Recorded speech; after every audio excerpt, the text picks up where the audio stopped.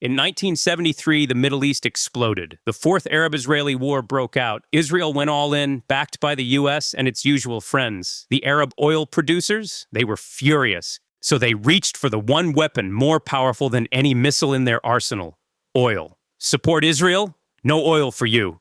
That's how the oil embargo began. Saudi Arabia and friends slammed the brakes on production, and whoosh, oil prices skyrocketed. The West? It went straight into chaos. Gas lines, inflation, panic.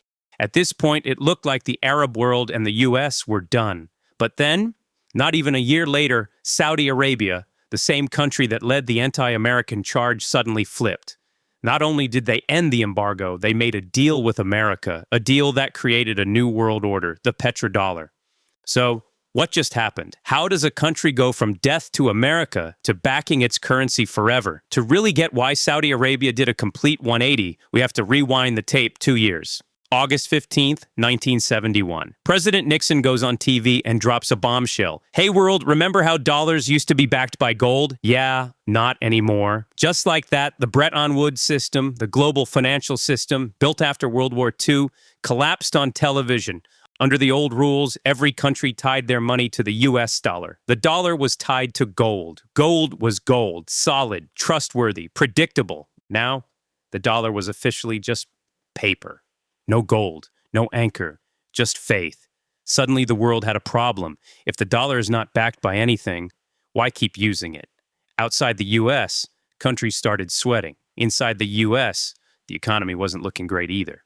If the world dumped dollars and built their own way to trade, the U.S. would lose its magic trick, printing money to buy stuff from everyone else. This was a full-blown dollar crisis. But the collapse of Bretton Woods didn't kill the dollar. It saved it. Why? Because without gold holding it back, the dollar was now free to reinvent itself. All it needed was a new foundation, something to replace gold, something everyone had to use. It needed a new peg. That oil embargo we mentioned earlier, it didn't just give America a problem. It gave America an idea, a once-in-a-century financial pivot. On October 19th, 1973, the oil embargo became official. The impact, instant. Within weeks, Europe folded like a beach chair. The European Economic Community, once softly pro-Israel, suddenly told Israel to back off and withdraw. Meanwhile, the U.S. economy welcomed to stagflation. High prices, low growth, and no clue what to do about either. Now, technically, the embargo only targeted the West. But oil prices don't follow instructions. They soared everywhere. As supply tightened and prices spiked, Saudi Aramco, which at the time was still run by Western oil companies, quietly rerouted oil meant for developing countries straight to Europe and America. So, a boycott on the West ended up becoming a boycott on the whole world. And while most nations suffered, guess who cashed in? The Soviet Union, selling over 100 million tons of oil at top dollar. The USSR walked away with nearly $1 billion in 1970s money. Now keep in mind, OPEC wasn't cutting off oil completely. They just cut production by 5% per month. That small squeeze was enough to flip the global economy upside down. That's when the world realized oil isn't just a commodity. It's a weapon, a bargaining chip, a global need with no substitute. And for a US dollar that had just lost its gold backing, oil started looking less like a crisis and more like an opportunity, a universal need, traded everywhere, priced in something, right? You see where this is going?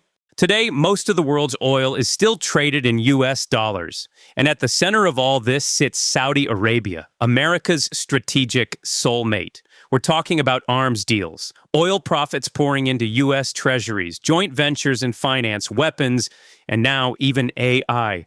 In fact, just recently, Trump paid a visit to Riyadh. MBS welcomed him with 3 mega deals, $600 billion investment in the U.S., $142 billion arms deal, and deep cooperation in things like tech. So the question again, how does Saudi Arabia go from death to America to backing its currency forever? Let's zoom in on Saudi Arabia. Saudi isn't just any oil state. It's the founding member of OPEC, a pioneer of oil nationalization, and the keeper of Mecca and Medina. But even more importantly, it's the MVP of oil production. Saudi crude oil is every country's dream. It's buried shallow under high pressure and practically leaps out of the ground.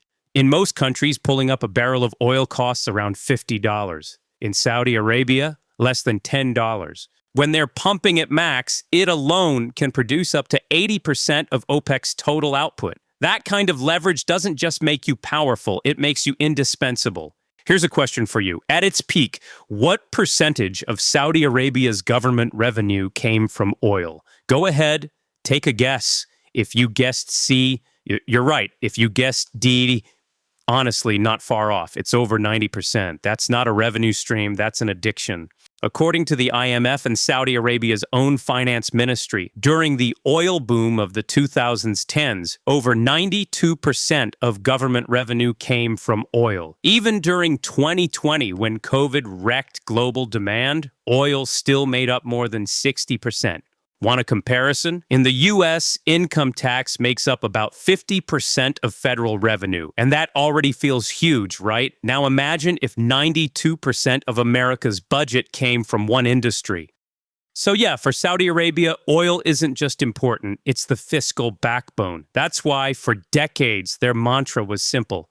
Keep oil out of politics. No drama, just business. Stability above all, because if you're making that much money off oil, the last thing you want is turbulence. But then came 1973. Saudi Arabia didn't just join the oil embargo, they led it, and overnight slashed half of the Arab world's oil exports. This wasn't just about oil, it was about power. See, at the time, Saudi Arabia and Qatar were the last two absolute monarchies left in the region. Everyone else had moved on, either to presidents or constitutional monarchies, but not Saudi Arabia. The king still ruled.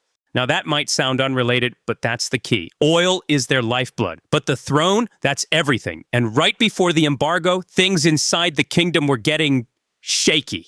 Oil workers pushed for rights. Royals whispered about reforms. Ideologies were bubbling. Nasserism, secularism, democracy, Sunni versus Shia divides, and rising radicalism. The palace looked solid, but underneath, cracks everywhere. So when King Faisal of Saudi Arabia turned against Israel and the U.S. in 1973, it wasn't emotion. It was a calculation. It was about power maintenance, dressed up in patriotic packaging. Use nationalism on the outside. Protect monarchy on the inside. To the public, Faisal looked heroic. But behind the curtain, he was buying time for the monarchy. Faisal understood what many rulers forget. Nationalist outrage fades. Losing power doesn't. You can't rule a country just by riding the wave of emotion. You need tools. So what did he do? He grabbed the bluntest, most effective one in the toolkit. Money. Realism. The Saudi political philosophy that says, whatever the ideology, just throw cash at it. Your cousin the prince is grumbling about reform. Here's a house, a car, and a lifetime of free lunch. Now shush. Workers getting restless? Guess what? No income tax. Free schools. Free hospitals. Subsidies on everything from gas to groceries. No bread, no water, no roads. Build desalination plants. Spray farms into the desert. And lay highways until the sand gives up. This wasn't reform. It was mass pacification. And it worked. Because anger melts when the state picks up the tab. And internationally, same strategy, just with bigger checks. To the south, Nasserism was triggering coups. To the east, Iraq and Iran were flexing for war. To the west, Arab-Israeli tensions were still locked and loaded.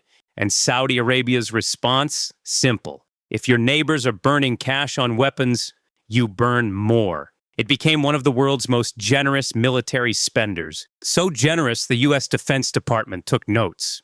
Jump to 2024. According to the CIPRI report on global military spending, U.S. military budget, $997 billion, 3.4% of GDP. China, $314 billion, 1.7% of GDP. Saudi Arabia, $80.3 billion, 7.3% of GDP. But that's just 1 year. Zoom out across 5 decades, Saudi's average 11.04% of GDP. During the Iran-Iraq war, a wild 19%. And all of this spending rests on one thing, oil revenue.